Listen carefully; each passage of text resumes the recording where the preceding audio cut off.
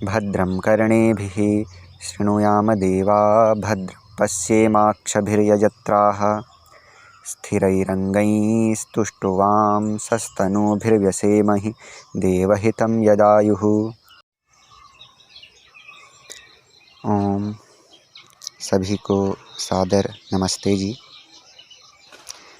सत्यार्थ प्रकाश की भूमिका के अध्ययन की दूसरी कड़ी में आपका स्वागत है। तो चलिए भूमिका का अध्ययन प्रारंभ करते हैं।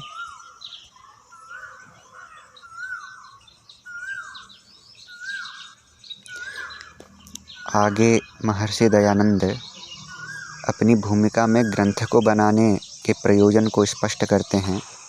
सत्य सत्य अर्थ को बताना ही यह ग्रंथ बनाने के पीछे उनका प्रयोजन है। जो जैसा है उसको वैसा ही बताना यथार्थ कथन होता है।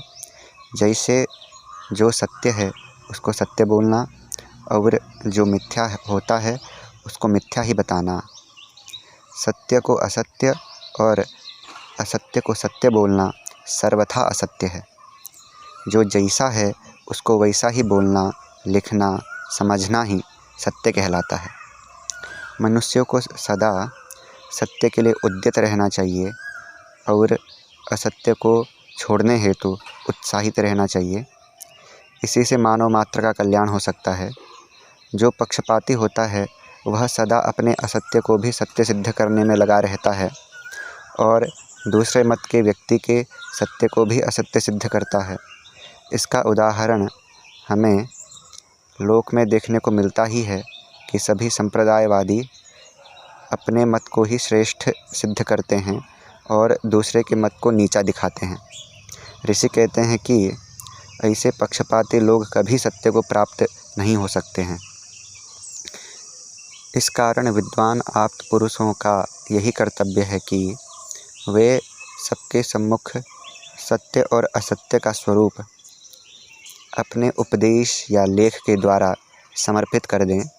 बाद में वे लोग खुद ही अपने भले और बुरे का चिंतन करके अपने भले की बात अर्थात सत्यार्थ को अपना लेंगे और अपने लिए बुरी बात अर्थात मिथ्यार्थ को अपने विवेक से छोड़ देंगे। मनुष्य का आत्मा सत्यासत्य को जानने वाला होता है, परंतु अपने प्रयोजन की सिद्धि करना, हठ, दुराग्रह और अविद्यादि कुछ दोषों के कारण वह सत्य को छोड़ असत्य की ओर चला जाता है। यह ठीक नहीं है और इन दोषों को अपने से दूर रखना चाहिए। इस कारण इन दोषों को योग दर्शनकार महर्षि पतंजलि ने भी क्लेश कहा है। अविद्यास्मिता रागद्वेषाभिनिवेशाः पंचक्लेशाः।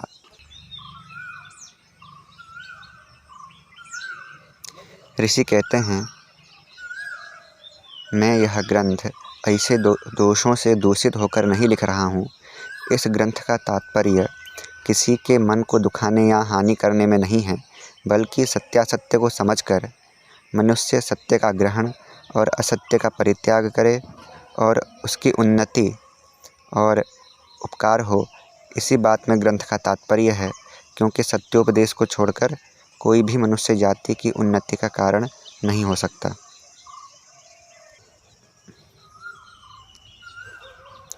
आज की इस श्रृंखला में इतना ही। आगे की श्रृंखला में इससे आगे महर्षि ने भूमिका में क्या बताया उस विषय को जानेंगे। धन्यवाद। सभी को सादर नमस्ते जी।